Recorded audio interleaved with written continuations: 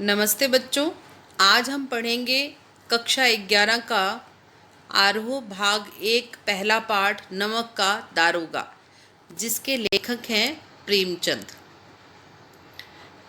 यह एक कहानी है जिसमें लेखक ने ईमानदारी को सबसे बड़ा धर्म बताने का प्रयास किया है और समझाने की कोशिश की है कि सत्य परेशान हो सकता है लेकिन पराजित नहीं हो सकता। देखते हैं कहानी आज़ादी से पहले की है। नमक का नया विभाग बना। विभाग में ऊपरी कमाई बहुत ज़्यादा थी, इसलिए सभी व्यक्ति इस विभाग में काम करने को उत्सुक थे। उस दौर में फारसी का बोलबाला था और उच्च ज्ञान की बजाय केवल फारसी की प्रेम की कथाएं और श्रृंगार रस के काव्य पढ़कर ही लोग उच्च पद पर पहुंच जाते थे। मुंशी वंशीधर ने भी फारसी पढ़ी और रोजगार की खोज में निकल पड़े। उनके घर की आर्थिक स्थिति खराब थी। उनके पिता ने घर से निकलते समय उन्हें बहुत समझाया, जिसका सार यह था कि ऐसी नौकरी करना जिसमें ऊपरी कमाई हो।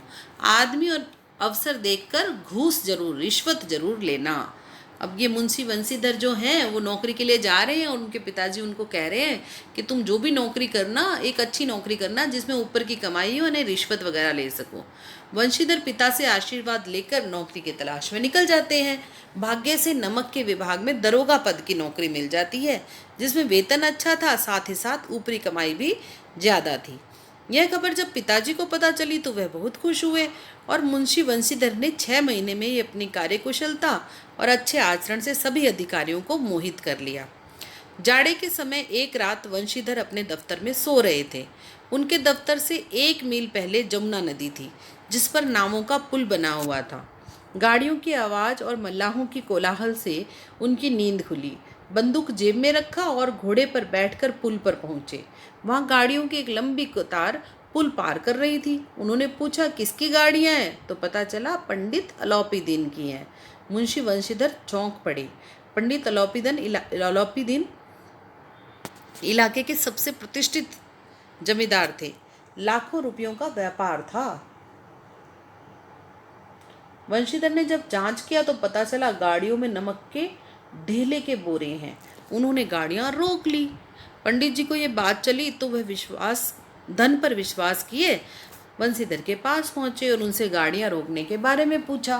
पंडित जी ने वंशीधर को रिश्वत देकर गाड़ियों को छोड़ने को कहा, परंतु वंशीधर अपने कर्तव्य पर अडिग रहे और पंडित जी को गिरफ्तार करने का हुक्म दे दिया।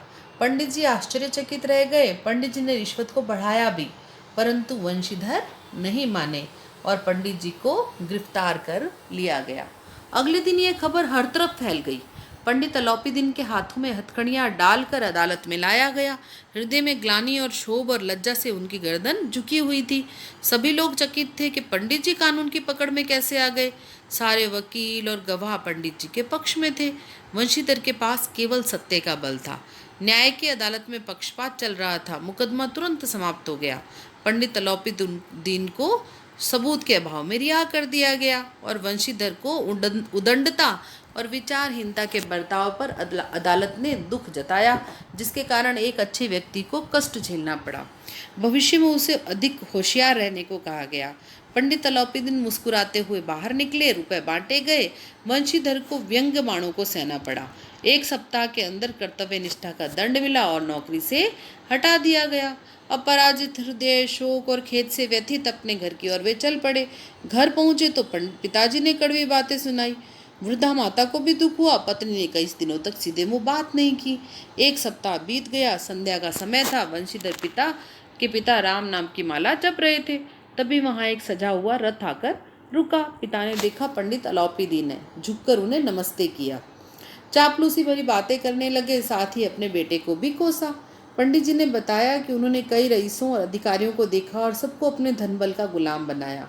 ऐसा पहली बार हुआ जब कोई व्यक्ति अपनी कर्तव्य निष्ठा द्वारा उन्हें हरा गया हो।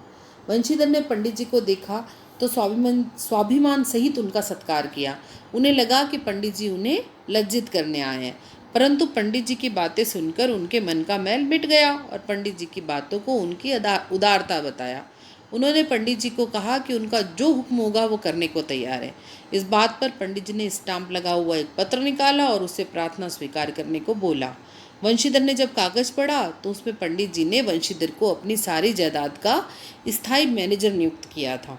कृतज्ञता से वंशीधर की आंखों में आंसू आ गए और उन्होंने कहा कि वे इस पद के योग्य नहीं हैं। इस पर पंडित जी ने मुस्कुराते हुए कहा कि उन्हें अयोग्य व्यक्ति ही चाहिए। वंशीधर ने कहा कि उनमें इतनी बुद्धि नहीं कि वह ये कार्य कर सके। पंडित जी ने वंशीधर को कलम कहते हुए कहा कि विद्यावान नहीं चाहिए बल्कि धर्मनिष्ठ व्यक्ति चाहिए। वंशीधर ने कांपते हुए मैनेजरी के कागज पर दस्तखत कर दिए और पंडित अलोपीदीन ने वंशीधर को खुशी से गले लगा लिया। धन्यवाद।